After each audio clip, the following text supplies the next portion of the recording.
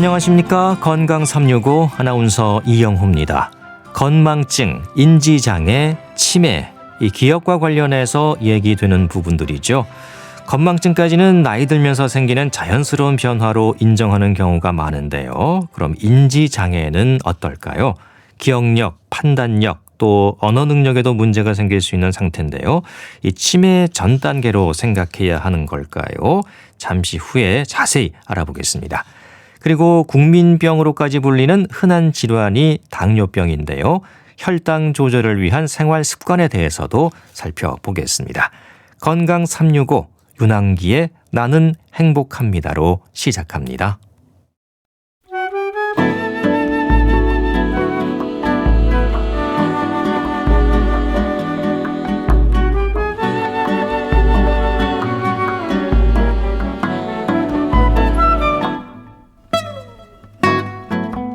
건강한 하루의 시작. KBS 라디오 건강 365.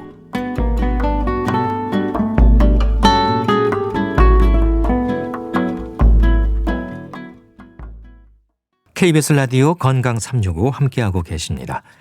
기억력이 예전 같지 않다는 말을 합니다. 깜빡하고 놓치는 일도 많아지고 실수도 하게 되고요.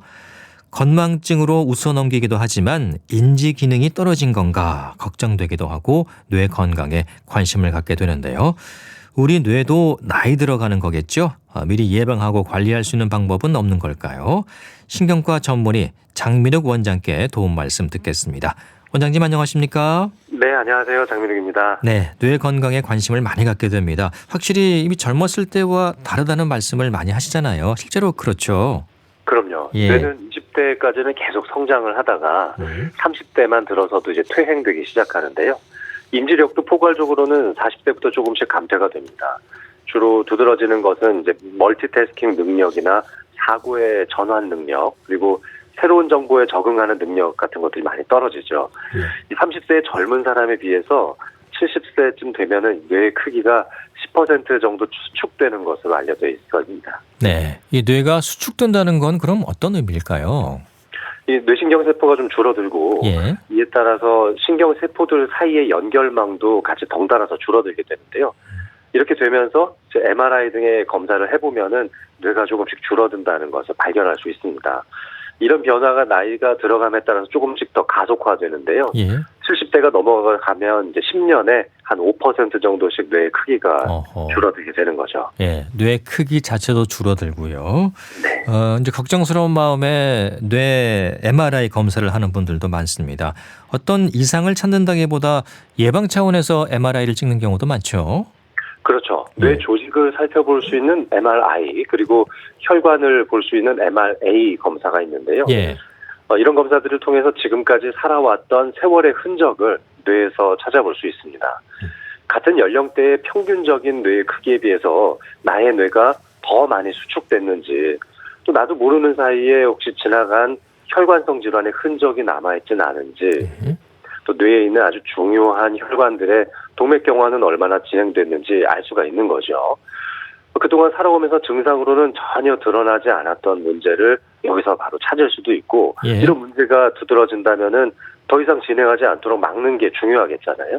근데 어떤 원인에서부터 이런 문제가 발생했는지 그 원인을 찾는 게 가장 중요한 핵심입니다. 네, 원인이 중요하고요. 건망증이 심해지고 두통도 잦아지고 평소에 없던 증상들이 생길 때 이거 뇌에 문제가 있나? 뇌 MRI 검사 한번 받아봐야 되나? 이런 생각하거든요. 예. 네. 또 이게 많이 받는 것도 좋지는 않을 것 같아요. 어떤 경우에 이런 검사를 받아보면 좋을까요? 갑작스러운 변화가 있다면 거의 다 해당이 됩니다. 예. 어떤 두통이 갑작스러운 변화가 있다면 거의 다 해당이 됩니다. 없었던 두통이 갑자기 강도 높게 생겼다거나 성격의 변화가 갑자기 생겼다거나 이러면 뇌질환을 의심해 볼 수 있죠. 특히 전두엽의 손상이 진행되면은 성격의 변화가 두드러질 수도 있고요. 예. 측두엽이 손상이 되면은 기억력이나 언어 능력이 갑자기 떨어지게 됩니다. 이렇게 인지력이나 또 두통, 어지러움증 등의 뇌에서 관여할 수 있는 어떤 증상이 갑자기 발생했다면 MRI 검사를 고려하게 됩니다. MRI 검사는 자기장의 힘으로 찍기 때문에 예. 방사선으로 찍는 CT와는 다르게 인체는 해가 되지는 않습니다. 예. 그래서 뭐 자주 찍어봐도 무방하지만 고가의 검사이기 때문에 그렇죠. 꼭 필요할 때만 찍어보시는 것이 좋겠습니다. 네. 비용 문제도 생각해야 되니까요. 그렇습니다. 네. 뭐 검진을 목적으로 하신다면 한 5년 정도에 한 번 정도 아하. 찍어보시면 좋을 것 같고요. 예. 내가 혈관성 질환의 위험 요소가 있거나 인지력이나 성격의 변화가 느껴진다면 한 2년에 한 번 정도 찍어보시는 것도 추천드릴 만합니다. 예. 심혈관계 위험 인자고요. 이 뇌 MRI는 어떤 연관으로 생각해야 할까요? 이 심혈관계의 위험 인자로는 고혈압, 당뇨, 고지혈증, 음주나 흡연 같은 것들이 여기에 해당되죠. 예. 이런 것들이 모두 다 뇌혈관 질환의 위험 요소이기도 합니다. 모두 혈관 질환이라는 공통된 특성이 있으니까요. 이런 종류의 위험 인자를 가진 분들이거나 실제로 협심증이나 심근경색, 부정맥 이런 심장 질환을 앓았던 분들이라면 이 뇌혈관 질환에 대한 체크도 주기적으로 해보셔야 됩니다. 네. 그 나이가 들어가면서 이제 기억력이 예전 같지 않다고 많이 말씀하시잖아요. 네. 그 건망증을 넘어서 인지 기능에 문제가 생긴 건 아닐까 이런 의심도 하게 되는데 나이가 들수록 뇌가 작아진다고 하셨는데 이런 것도 연관이 있을까요? 그렇습니다. 30대 중반 정도 들어서면은 매년 0.3% 정도의 뇌의 크기가 줄어들게 됩니다. 예. 그러니까 10년이 지나면 3%가 줄어들게 되는 거죠. 65세가 되면은 약 10%가량의 뇌의 크기가 줄어든다는 대규모 MRI 연구를 통한 결과가 발표된 바가 있었습니다. 예. 그리고 65세 이후에는 또 요 수축되는 속도가 좀 더 빨라져서 매년 0.5%씩 수축이 되니까요. 그때부터는 10년마다 한 5%씩은 계속 더 감소가 되는 거죠. 이 작아지는 부위가 개인별로는 좀 차이가 있을 수 있는데요. 예. 젊은 시절에 알코올 섭취가 좀 많으셨던 분들은 전두엽이 많이 줄어들기도 하고요. 알츠하이머 치매와 관련된 베타아밀로이드나 타우 단백질과 같은 노폐물질이 많이 쌓여가시는 분들은 측두엽이 많이 줄어들기도 합니다. 전두엽이 많이 줄어들었다면은 주의력이나 사고력이 감퇴가 되고요. 측두엽이 줄어들었다면은 기억력, 또 언어 능력, 학습 능력 이런 것들이 감퇴가 됩니다. 이 정수리 쪽에 있는 부분을 두정엽이라고 부르는데요. 예. 두정엽이 수축되고 망가진다면 길을 찾아다니는 능력, 그러니까 공간을 인지하는 능력이나 시간에 대한 개념이 사라지게 됩니다. 끝으로 뒤통수 쪽에 붙어있는 후두엽이 축소가 된다면은 시각 정보에 대한 처리 능력도 감퇴될 수 있고요. 예. 이런 것들을 다 합쳐서 인지 기능의 변화라고 볼 수 있겠죠? 네, 그렇습니다. 예. 아무래도 빠릿빠릿하게 계속 좀 잘 돌아가던 뇌가 조금씩 나이가 들어가면서 조금은 느릿하게 돌아가는 것 같다는 느낌이 드는 것도 이렇게 뇌가 조금씩은 감퇴되고 수축되어가는 과정에서 나타나는 자연스러운 현상이라고 볼 수 있는 거죠. 예. 그 나이가 들면서 인지 기능이 변하는 것은 어느 정도 자연스러운 걸로도 볼 수 있나요? 네, 그렇습니다. 뇌의 크기가 줄어들면서 단순히 뇌신경세포의 개수만 줄어드는 것이 아니라 예. 하나의 뇌신경세포가 주변에 있는 약 1000개의 뇌신경세포와 서로 연결망을 구성하고 있거든요. 뇌가 작아지면은 단순히 크기가 축소되는 것이 아니라 연결망적인 측면에서 봤을 때는 훨씬 더 많은 부분의 기능이 떨어지는 거거든요. 예. 하지만 우리가 살아가면서 뇌의 기능을 100% 발휘하고 사는 것은 아니기 때문에 감퇴되는 것에 꼭 비례해서 인지력이 떨어지지는 않습니다만 그렇지만 30세에 비해서 또 60세, 70세로 넘어갈수록 대략 한 10% 안팎 정도의 뇌의 크기가 줄어드는 만큼 빠릿빠릿하게 돌아가는 느낌은 좀 줄어들 수밖에 없는 거죠. 예. 처음에는 단순한 건망증, 이게 경도 인지 장애로 연결되고 나중에 치매, 이렇게 연결해서 같은 기전으로 볼 수 있을까요? 주로 이제 기억력과 관련한 문제로 이해하시면 좋겠는데요. 예. 기억력이 좀 떨어지지만 남들한테 들키지 않을 정도고 뭐 어쩌다 한 번씩 생기는 수준이라면 그건 그냥 건망증이라고 할 수 있겠죠. 예. 또 이런 건망증은 심리적인 상태나 육체적인 건강 상태에 따라서도 많이 달라질 수 있습니다. 뭐 예를 들면 심한 장염을 앓았다거나 또 아주 심한 상기도 감염, 또 코로나 감염 때문에 아주 힘든 병치레를 하고 있다면 건망증도 좀 심해질 수 있거든요. 네. 또 정신적인 스트레스가 상당히 심해서 업무적인 스트레스라든지 불면증을 호소하고 계신다면은 역시 건망증이 심해질 수 있죠. 하지만 이런 부분들은 얼마든지 또 다시 만회할 수 있고 컨디션만 좋아지면 다시 원래 상태로 돌아갈 수 있습니다. 네. 그런데 경도인지 장애는 좀 다르죠. 경도인지 장애로 넘어가면 이제 그때부터는 치매로 연결되는 과정이라고 보실 수가 아하, 있습니다. 예. 경도인지 장애라고 한번 진단이 되고 나면은 대략 7년 정도 지나가고 나면은 90% 정도의 환자가 치매가 발병이 되거든요. 네. 경도인지 장애를 가볍게 여겨서는 안 되겠습니다. 비슷한 기전으로 흘러가는 같은 테두리 안에 있는 문제라고 보셔야 되는 거죠. 네. 그 비슷한 기전도 있지만은 또 차이도 분명히 있는 거고요. 그렇습니다. 이 건망증이라고 하면은 그냥 주관적 인지기능 장애라고 저희들 부르거든요. 예. 저희들이 평가하는 신경심리검사라는 객관적인 평가 방법이 있는데 네. 점수로 매겨서 나옵니다. 여기에서 건망증 앓으시는 분들은 점수가 떨어지지는 않습니다. 예. 게다가 본인의 실수가 어느 정도인지는 또 다 알고 계시고요.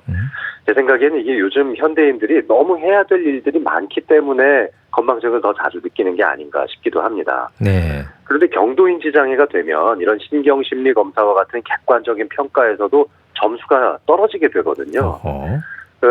그렇지만 일상생활에서 내가 처리해야 되는 이 중요한 일들에 영향을 주는 수준은 아닙니다. 대부분은 본인 스스로 해결할 수 있는 그 정도의 상태라고 볼 수 있죠. 그런데 이제 이것이 치매로 넘어가게 되면 점수도 물론 당연히 떨어지지만 일상생활에 실제적인 지장을 초래하고 그렇죠. 있고 예. 이 실수를 만회하려면은 남들의 도움이 좀 필요한 그런 수준이라고 보시면 되겠습니다. 네. 근데 그게 심각해지면 치매에 연결될 수도 있는 네. 거니까 네. 진행되지 않도록 예방하고 막는 게 중요할 것 같습니다. 네. 예. 그 뇌가 작아지는 건 어쩔 수 없는 부분이라고 하더라도 이렇게 기억력이 떨어지고 인지 기능 장애가 오는 걸 좀 막을 수 있는 방법은 없을까요? 있죠. 우리가 기초 체력을 튼튼하게 해주면 나이가 들어서도 관절이나 근육량을 계속 유지할 수 있고 건강한 신체 활동을 할 수 있는 것처럼 그렇죠. 젊은 시절에도 뇌를 많이 사용하고 뇌의 인지력을 풍부하게 갖춰놓으면 나이가 들어서 감퇴되는 정도도 상당히 줄어들 수 있습니다. 예. 70대 중반에 MRI를 찍은 두 환자분을 비교해 봤을 때 조금 더 많은 인지력을 발휘하면서 사셨던 분들, 그리고 젊었을 때 알코올 섭취를 좀 자제하고 건강한 식생활을 유지하면서 좋은 장 건강을 유지하시는 분들, 또 스트레스를 좀 적게 받으셨던 분들은 확실히 뇌의 크기가 그렇지 않으셨던 분들에 비해서 크다는 걸 볼 수 있거든요. 네. 젊은 시절에 어떻게 관리하느냐에 따라서 뇌신경세포가 줄어드는 것을 어느 정도 막을 수 있다고 생각합니다. 네. 그러니까 어쩔 수 없는 부분도 분명히 있지만 막을 수 있는 것들도 있고 네. 아무튼 뇌를 적절히 계속 잘 사용하는 게 중요하겠네요. 그렇습니다. 예. 그리고 이제 많은 분들께서 이 네. 뇌 좋은 음식이라고 해서 견과류, 예, 네. 호두 이런 거 네. 드시는 분들 계시잖아요. 그럼요. 실제로 도움이 될까요? 네, 굉장히 도움이 됩니다. 봅니까? 네, 뇌신경세포는 대부분 지방 조직으로 이루어져 있습니다. 예. 우리의 신경세포가 대부분 그렇거든요. 특히 뇌신경세포 막을 구성하는 데 있어서의 지방의 이 함량이 굉장히 높은데요. 이것을 인지질이라고 부르기도 합니다. 예. 이 부분을 형성하는 데 있어서 불포화 지방산이 상당히 많이 필요한데요. 이 양질의 좋은 불포화 지방산을 우리가 섭취할 수 있는 제일 좋은 방법이 바로 견과류나 생선을 통한 섭취입니다. 그래서 해산물이나 생선을 통해서 좋은 양질의 기름을 섭취하게 되고 또한 손으로 반줌 정도 되는 양의 견과류를 섭취하심으로써 뇌 건강, 뇌 신경세포를 이룰 수 있는 세포막의 구성 성분을 많이 드실 수 있는 거죠. 물론 이제 칼로리를 좀 생각해서 드시는 게 좋겠습니다만 예. 이런 식사 습관을 일주일에 3회 정도 가질 수 있으면 아주 좋을 것 같습니다. 게다가 지금 방금 블루베리 말씀해 주셨는데요. 예. 블루베리를 비롯한 베리류의 과일들이 상당히 많죠. 이런 베리류의 과일, 특히 우리나라에서는 또 아로니아도 많이 재배하고 있는데요. 예. 이런 종류의 과일들이 항산화 성분이 상당히 많이 들어있습니다. 활성산소의 반응을 줄일 수가 있고 뇌신경세포의 퇴행적 과정을 어느 정도 막는다고 알려져 있습니다. 특히 시력이 좀 떨어지시는 분들, 이 블루베리나 아로니아 같은 베리류의 이 과일을 먹었을 때 시력이 쫙 좋아지는 경험을 하시는 분들도 있었을 텐데요. 네. 이 시력을 구성하는 망막세포도 전부 다 신경세포로 되어 있습니다. 따라서 이런 종류의 과일을 섭취하시는 것이 시력 향상에도 도움이 되죠. 같은 신경계니까요. 네. 그렇게 생각해보면 뇌신경계에도 이런 물질들, 이런 음식들이 상당히 도움이 될 것으로 예상할 수 있고요. 세계 치매학회에서 권고하는 과일에도 이 블루베리가 포함되어 있습니다. 블루베리, 네, 블루베리, 호두, 견과류, 또 네. 생선, 좋은 생선들 드시면 네. 뇌 건강에 분명히 도움이 되고요. 그렇습니다. 그럼 그 반대로 뇌 건강을 방해하는 요인들도 있습니까? 저는 첫 번째 요소로서는 알코올을 꼽을 수 있겠는데요. 알코올, 예. 네. 이 알코올을 과다하게 섭취되면은 치매 발병 비율도 거의 3배 가까이 증가하는 것으로 알려져 있고, 과거에 젊은 시절에 뭐 여러 가지 사업적인 문제, 일터에서 하셨던 일들 때문에 영업하시느냐고 술들을 많이 드신 분들이 있어요. 예. 이런 분들이 나이 들어서 뇌 MRI 찍어봤을 때 상당히 전두엽의 크기가 줄어들어 있는 모습을 확인할 때가 많습니다. 따라서 젊었을 때는 어느 정도 술을 분해할 수 있는 능력도 좋고 또 회복할 수 있는 능력도 좋으니까 그때는 잘 느끼지 못하다가도요. 알코올이 한번 분해되는 과정에서 생기는 아세트알데히드는 무조건 신경 독소로 작용을 할 수 있거든요. 예. 이런 것들이 결국 뇌의 퇴행적 변화를 가속화시킬 수가 있습니다. 특히 필름이 끊길 정도, 블랙아웃이 될 정도의 알코올 섭취를 하는 것은 엄청나게 큰 이 뇌신경세포 손상을 초래할 수 있기 때문에 예. 단 한 차례도 그런 방식으로 술을 드셔서는 안 되겠습니다. 예. 그래서 적절한 건강한 알코올 섭취가 아주 중요하다고 하겠고요. 그 외에 이제 중요한 것들은 바로 쓰리고라고 부르는 혈관성 질환이죠. 뭐 예. 고혈압이나 당뇨, 그리고 요즘 많이 대두되고 있는 고지혈증에 대한 관리가 가장 중요하다고 생각이 듭니다. 예. 술 마시고 나서 나는 필름이 자주 끊긴다. 네. 이걸 그냥 무용담처럼 얘기하는 경우도 있는데 그게 네. 뇌 건강에는 아주 위험할 수 있다는 치명적입니다. 거군요. 네네. 예. 그러니까 그런 분들은 절대로 필름이 끊길 정도, 기억을 못할 네. 정도로 술을 절대 드셔서는 안 되겠습니다. 그렇습니다. 네. 예. 그리고 고지혈증도 문제가 될 거라고 말씀을 해주셨고요. 그렇습니다. 그래서 심혈관 질환의 위험 인자가 있을 때도 이 뇌 MRI 검사가 필요하겠군요. 맞습니다. 예. MRI 검사를 통하게 되면은 혈관의 상태를 바로 확인해 볼 수가 있거든요. 네. 그래서 이제 MRI를 통해서 볼 수 있는 혈관은 이제 중간 사이즈 크기 이상의 혈관들을 볼 수가 있고요. 또 조직을 살펴보는 검사에서도 소혈관 질환의 정도도 살펴볼 수가 있습니다. 특히 고혈압이 지속되면 이 소혈관 질환이 심화되게 되는데요. 예.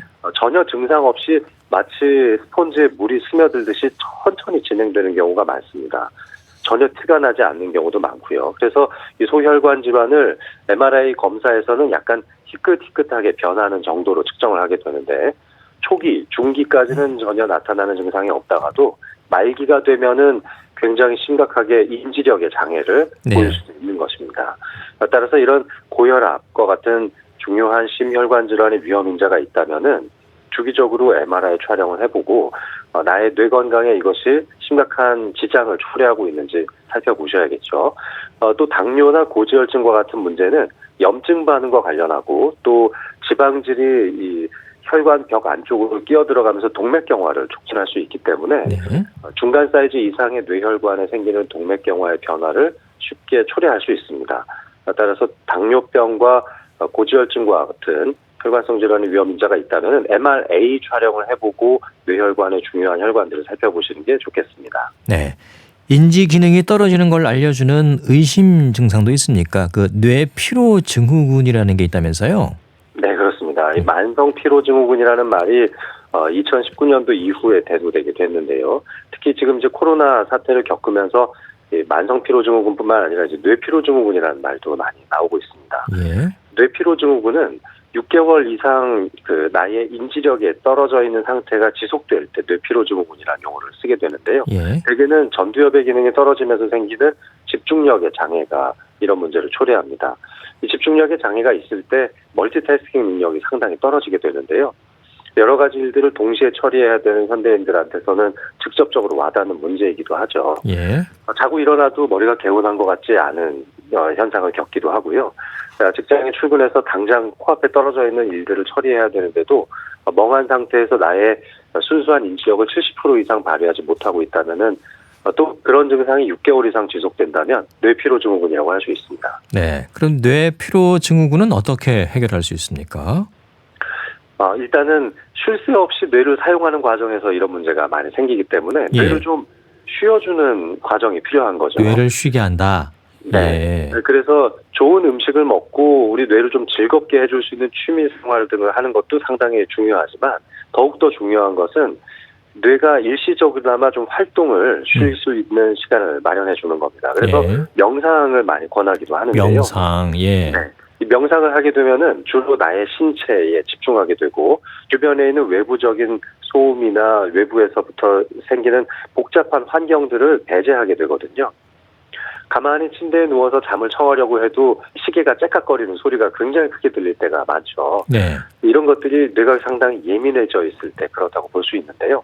이 명상의 기법을 이용하면은 바로 그런 시계 소리라든지 거실에서 들려오는 냉장고 돌아가는 소리 등을 없앨 수도 있습니다.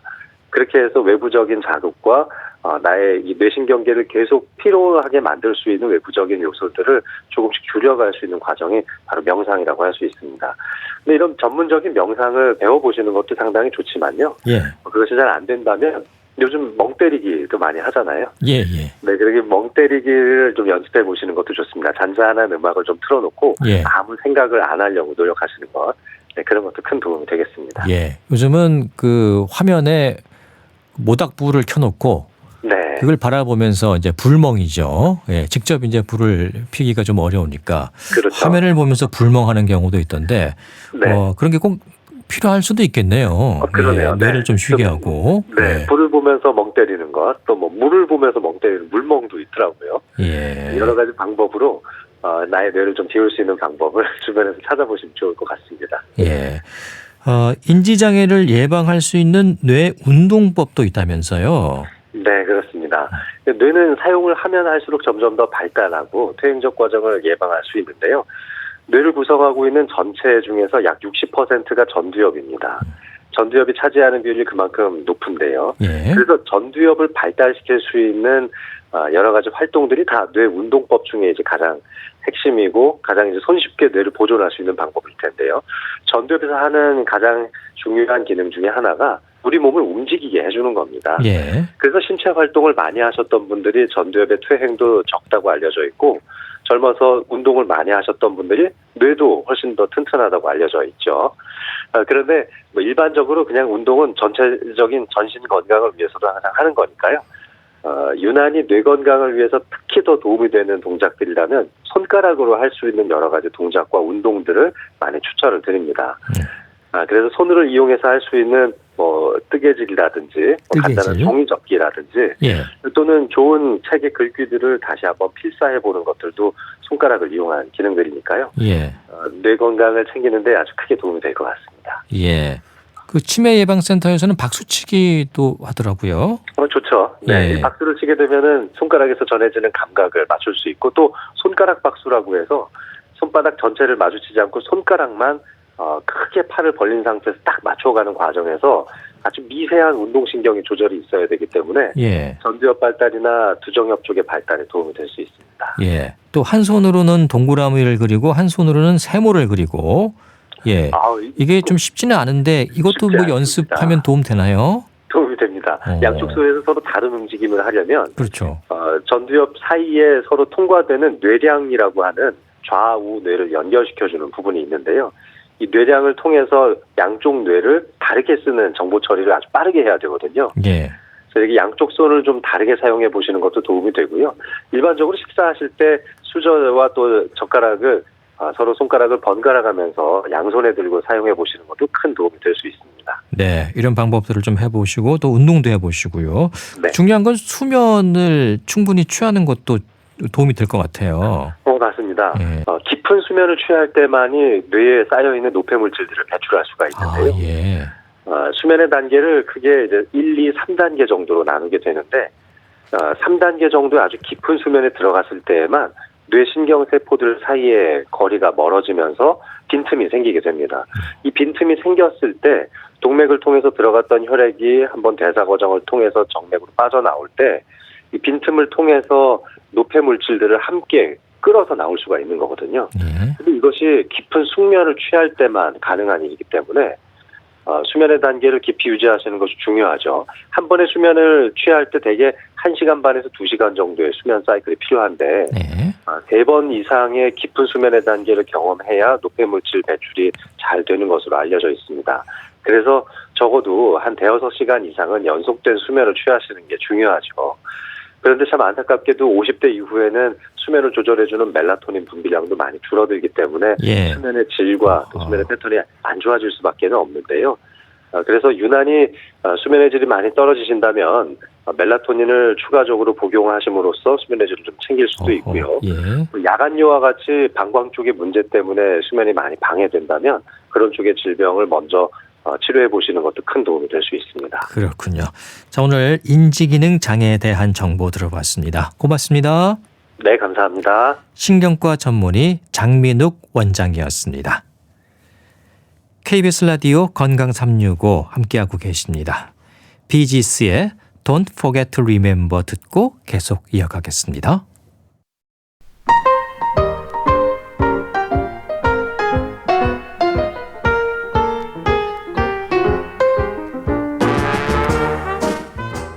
건강한 하루의 시작. KBS 라디오 건강 365.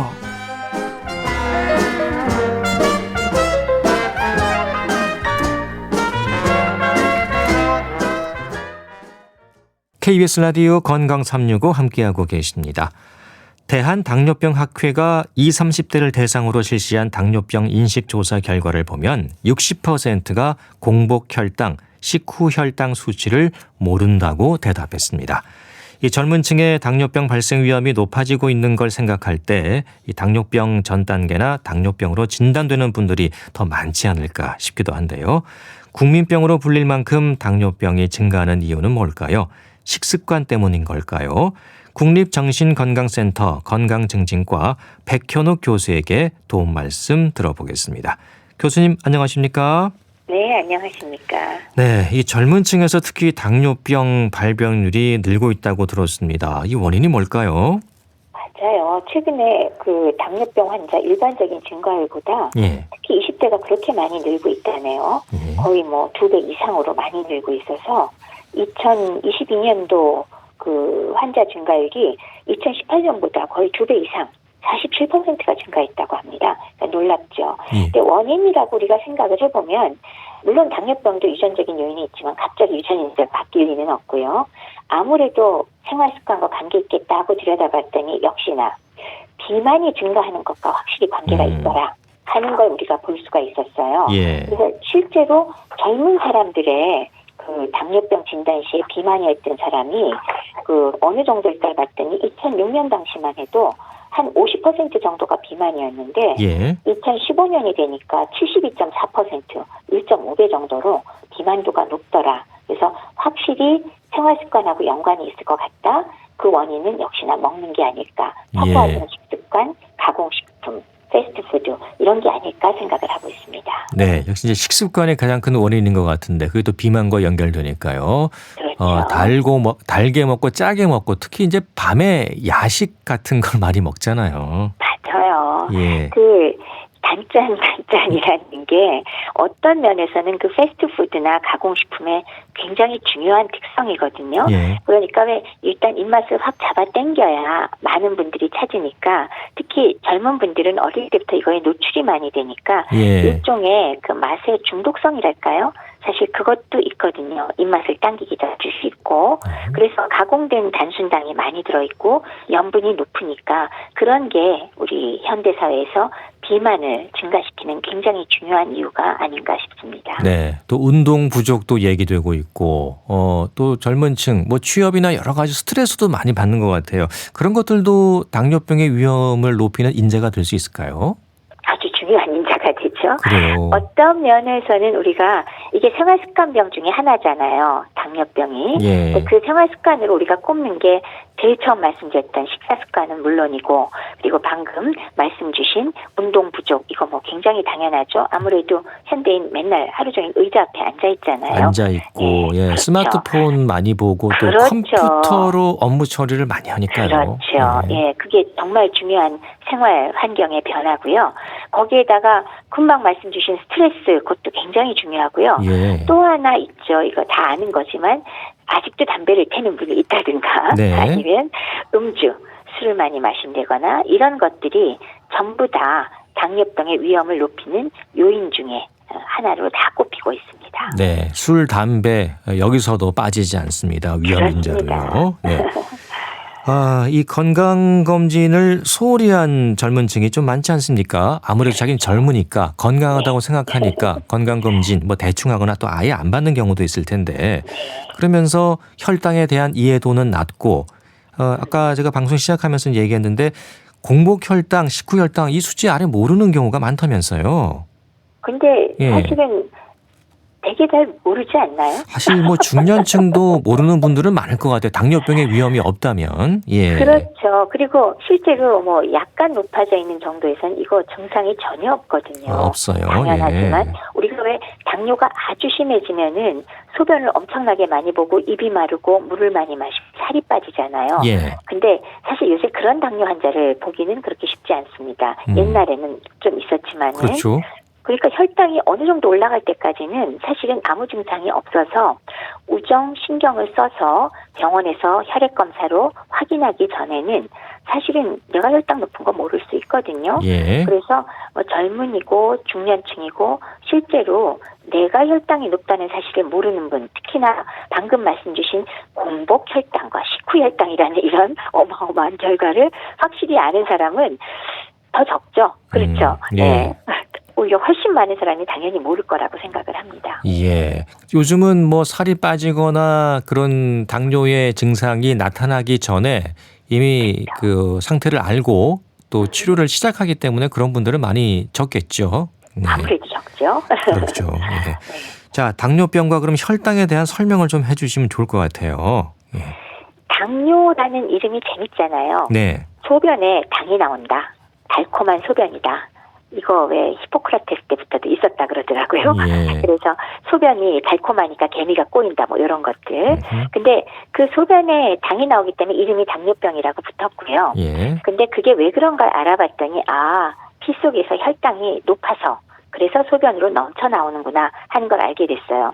근데 여기서 그러면 피 속에서 혈당이 당이 좀 높다고 해서 그게 사실 아무런 해를 끼치지 않는다면 그거 아무 상관없잖아요. 그렇죠. 내버려둬도 예. 되는데 왜 치료할까라는 거는 결국 문제가 있어서 치료를 하겠죠. 그 결론은 합병증을 유발하기 때문에 그렇다라고 얘기를 할 수가 있습니다. 즉 혈당이 아무리 높아도 인체에 아무런 문제 유발하지 않으면 우리는 그런 노력 안 해도 되잖아요. 그렇겠죠. 예. 네.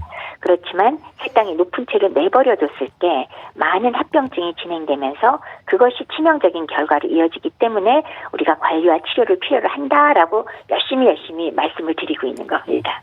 예. 공복혈당, 식후혈당은 어떤 수치를 얘기하는 건가요? 우선 공복혈당은 당연히 식사를 안 하고 적어도 8시간 내지 12시간 정도 공복 상태에서 측정을 하는 것이고요. 예. 식후혈당은 물론 시간대마다 좀 더 자세히 1시간 그러니까 30분, 1시간, 2시간 이렇게 측정할 수도 있지만 일반적으로 식후혈당 측정할 땐 대체로 식후 2시간 정도를 측정을 하는데 예. 도대체 왜 그렇게 복잡하게 검사를 그러니까요. 하느냐. 예. 정상인도요. 예. 식사를 한 직후나 달콤한 걸 먹으면 잠깐이지만 혈당이 올라갈까요? 안 올라갈까요? 올라가지요. 가죠. 네. 예. 그게 그렇죠. 정상인 거죠? 순간적으로 오릅니다. 예. 네. 그런데 바로 췌장에서 감지를 하고 인슐린이란 호르몬을 분비하잖아요. 췌장에서. 그렇죠. 네. 그러면 그 인슐린이 혈당을 빨리빨리 끌어들여서 낮춰가지고 간으로 보내서 간에 저장을 시켜요.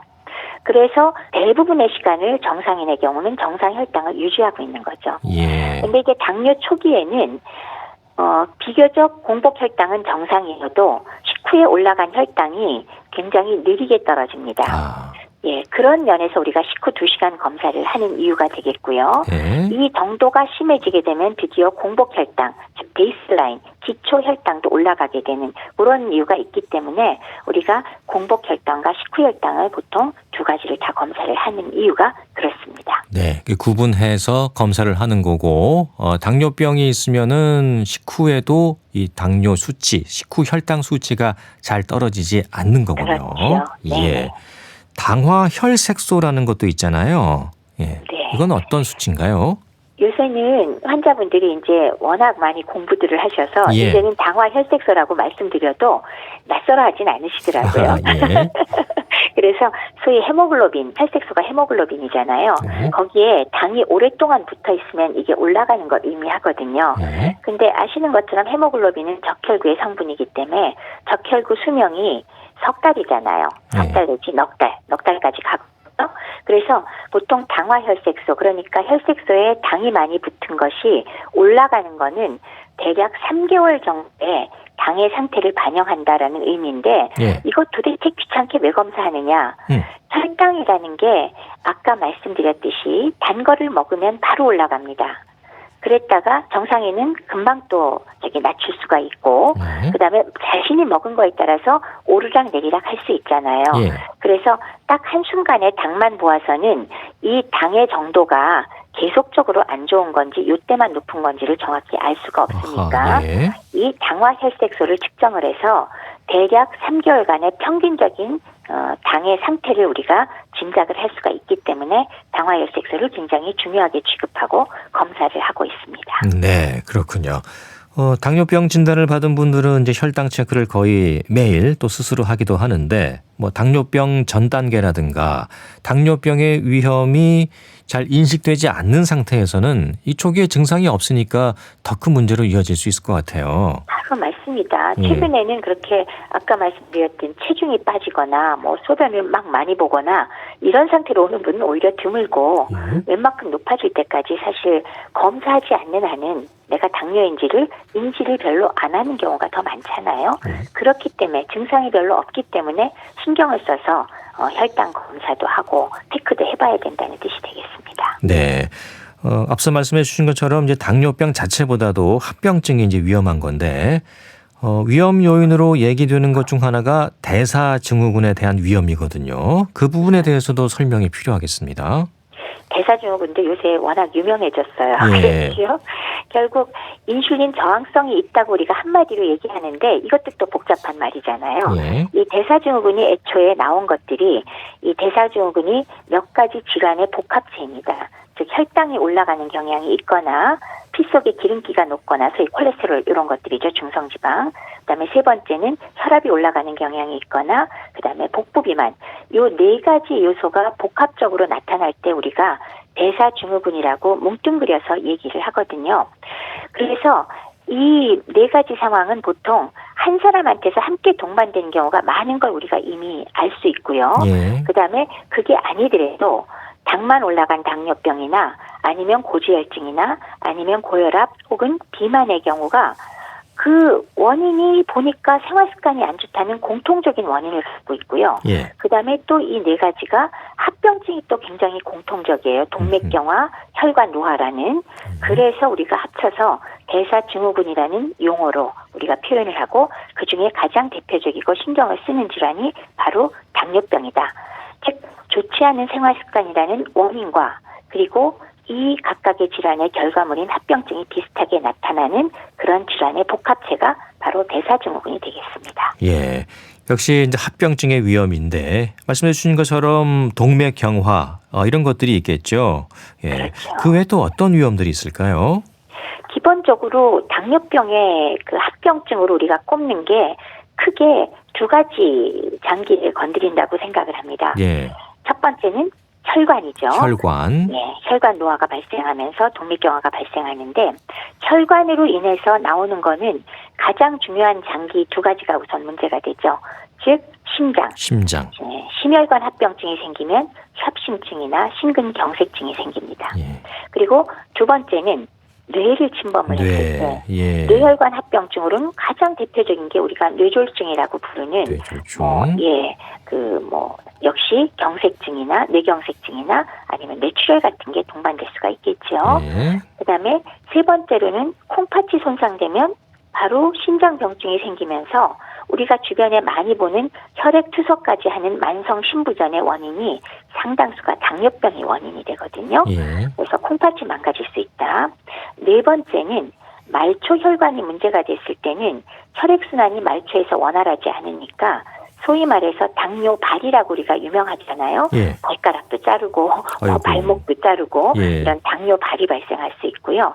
그다음에 당뇨병성으로 망막이 손상됐을 때는 시력을 잃을 수가 있습니다. 예. 이게 모두 혈관과 연관되는 게 되겠죠. 그다음에 두 번째 중요한 거는 신경을 또 침범을 해요. 근데 그중에 많이 앓고 있고 많이 괴로운 게 당뇨병성 말초신경염증이라고 감각이 둔해지기도 하고 통증이 심하기도 한데 전형적인 게 보통 발끝, 손끝이 저리고 아프면서 발이 굉장히 아픈 경우, 이런 경우에 말초 혈액 진화가 줄어나고 함께 동반하면 바로 발에 궤양이 생기면서 아까 말씀드린 당뇨발로 절단도 하는 이런 일들이 벌어지죠. 그래서 이거 하나하나가 들어보시면 정말 치명적이라는 거 느끼실 수 있겠죠. 예. 합병증의 위험들 하나하나가 정말 생명에까지 영향을 줄 수 있는 위험한 그런 질환으로 이어질 수가 있습니다. 그런데 교수님, 이 젊은 나이에 당뇨병 진단을 받게 되면 이게 평생 관리를 해야 하는 거잖아요. 예. 치료 기간이 그만큼 길어지는 건데 이게 오래 지속되면 위험이 높아지지 않을까요? 위험이 당연히 높겠죠. 예. 그러니까 우리가 일상적으로 얘기해도 당뇨병이 생기고 한 20년 정도가 지나면은 당뇨 합병증 중에 이제 이미 사는데 뭔가 지장이 느껴지는 그렇죠. 그런 합병증이 생기는 걸로 알려져 있거든요. 예. 근데 만에 하나 우리가 중년에 한 40대에 당뇨병이 발병했다. 그러면 이런 문제가 되는 합병증은 한 60대에 발병한단 말이에요. 네. 근데 만약에 내가 20살에 당뇨병에 걸렸다. 근데 40대에 이런 문제가 되는 합병증이 생겼다. 이거는 한참 사회생활을 하고 활동을 많이 할 연령 아닙니까? 40대가. 그렇죠. 예. 이건 진짜 큰 문제가 되죠. 이렇게 사회활동이 왕성할 때 뭐 눈이 안 보이고 뭐 혈액 투석을 해야 되고 당뇨발 때문에 절단을 해야 된다 그러면 환자 개인의 문제도 있지만 사실 사회적으로도 큰 문제가 되잖아요. 예. 그리고 또 더 큰 문제는 젊은 환자의 경우는 이러한 합병증의 발생 속도가 나이 들어서 생긴 사람보다 더 빨리 진행하고 빠르다는 거죠. 빨리 일찍 생긴다는 거죠. 그래서 20년 채 되기도 전에 주요 장기가 합병증이 생길 수 있으니까 뭐가 문제죠? 조기 사망 위험률도 굉장히 올라가게 되죠. 이런 문제 때문에도 더 일찍 발견해서 조기에 관리를 해야 된다. 이걸 또 한 번 강조해 드려야겠습니다. 네. 이 당뇨병은 평생 관리해야 하는 질환이긴 하지만 생활 습관 잘 하고 또 약도 꾸준히 잘 드시면 당뇨약을 끊을 수 있는 건지 또 그걸 많이 궁금해하세요. 예. 제일 궁금해하는 거죠. 그러니까요. 그래서 어느 것부터 말씀드리나요? 첫 번째는 예. 가능하긴 합니다라는 그런 긍정적인 말씀을 제가 먼저 드려야 될 것 같아요. 예. 근데 가능하긴 한데 예. 일반적으로 우리가 감기 걸렸을 때 감기약 먹거나 뭐 어디 골맞을 때 항생제 먹는 것처럼 증상이 없어지고 깨끗해졌다고 딱 끊으면 사실 먼저 걸린 감기나 어디 뭐 종기가 생긴 거나 이런 거는 그건 치료가 끝난 거잖아요. 네. 그러니까 더 이상 약을 먹을 필요가 없는 게 맞습니다. 근데 당뇨 같은 병의 경우는 그 약물의 내용이 혈당 강화제거든요. 예. 그렇기 때문에 가령 내가 약을 2주쯤 썼더니 굉장히 높았던 혈당이 정상이 됐어. 그러면 이제 끊어야지 할 수 있는 약은 아니라는 거. 예. 그게 사실은 우리가 왜 일단 관리 시작했을 때는 계속 먹어야 된다는 생각을 가지라라고 하는 이유가 있습니다. 예. 그래서 약의 성격이 혈당 자체를 낮추는 거니까 그런 면에서는 끊을 수 없는 게 맞다라고 할 수 있지만 제가 정답은 끊을 수도 있습니다라고 한 거는 뭐냐면 예. 기본적으로 당뇨는 생활 습관과 연관이 되거든요. 그래서 기본적으로 식단을 관리하고 운동을 하고 나쁜 습관을 다 버리고 비만인 분은 체중을 감량하면 실제로 약물의 용량을 차츰차츰 줄일 수가 있고 경우에 따라서는 끊을 수도 있으니까 예. 잘 관리하시면 된다. 희망을 가지고. 그렇죠. 예. 네. 요즘은 이제 당뇨병 전 단계, 그죠? 당뇨로 네. 가기 전 단계. 이때부터 좀 생활 습관을 고치고 관심을 가져야 한다고 하더라고요. 예. 네. 진단 기준이 있습니까, 그게? 있죠. 네. 그러니까 그 당뇨병 전 단계라고 하는 건 우리가 그냥 연상만 해봐도 뭔가 문제는 있는데 아직 당뇨는 아닌가 봐라고 금방 감이 잡히잖아요. 예. 정확합니다. 그게 혈당은 조금 높긴 하지만 당뇨 기준이라고 우리가 정한 것보다는 낮다. 이거를 우리가 당뇨병 전 단계라고 부르는데 예. 보통 공복 혈당 수치를 100이 일반적인 정상 수치인데요. 당뇨라고 할 때는 우리가 125를 넘어갈 때 당뇨라고 얘기를 하거든요. 그래서 100에서 125 사이일 때를 전 단계라고 얘기합니다. 근데 아까 말씀드린 당화혈색소 말씀드렸잖아요. 예. 그게 일반적으로 6 정도가 정상이기는 하지만 사실 엄밀하게는 5.7 미만이어야 되거든요. 예. 그래서 당화혈색소 수치가 5.7에서 6.4 정도, 그러니까 살짝 당의 문제는 있으나 아직 치료가 없는 것, 그런 경우가 바로 당뇨 전 단계입니다. 예. 당뇨 전 단계부터 생활 습관을 고쳐나가는 게 가장 중요하겠죠. 가장 중요하죠. 예. 아직 증상도 없고, 그러나 혈당 수치는 당뇨라고는 할 수 없어도 높은 상태니까 네. 그런 건강한 생활 방식을 그때부터라도 갖게 되면, 그러면 당뇨로 진행하는 걸 우리가 막을 수 있죠. 실제로 사실은 이게 뭐 어느 정도 지나면 다 당뇨로 가는 거 짐작이 가잖아요. 네. 그래서 생활 습관을 조정해서 규칙적인 신체 활동, 건강한 식단, 스트레스 감소, 이런 것들이 다 중요한 요소가 되겠습니다. 네. 자, 오늘 젊었을 때부터 더 많은 관심을 가져야 하는 당뇨병에 대해서 살펴봤습니다. 말씀 고맙습니다. 네, 감사합니다. 네. 국립정신건강센터 건강증진과의 백현욱 교수였습니다. KBS 라디오 건강 365 주현미의 짝사랑 들으면서 모두 마치겠습니다. 아나운서 이영호였습니다. 고맙습니다.